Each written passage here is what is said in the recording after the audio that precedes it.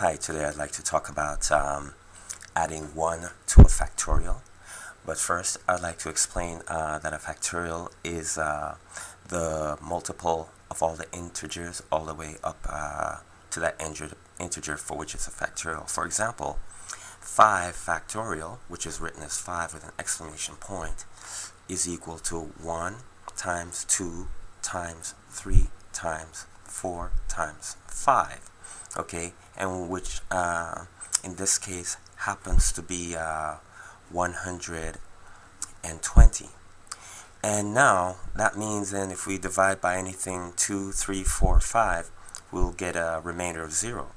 So now if I add 1 to that factorial, okay, what I will get is 121. And so if I divide by 2, 3, 4, or 5, I will always have a remainder of 1.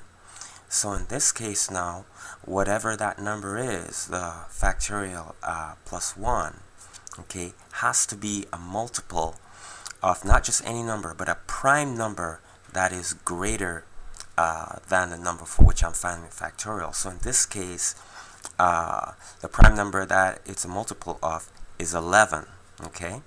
So now, if we want to extrapolate that to be n factorial, okay, it's going to be equal to 1 times 2 times 3, on and on and on, okay, all the way up to times n.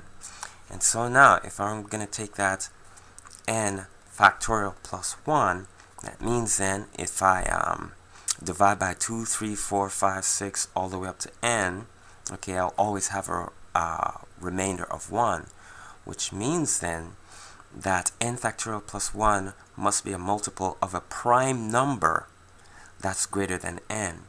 And no matter how big n is, it means then that we can find a prime number that is bigger. So what we've just proved is that the number of prime numbers is infinite, because no matter how big a number you can find, there'll always be a prime number that's greater than that number. Anyway, that is all I have for now, and I'd like to thank you very much for watching.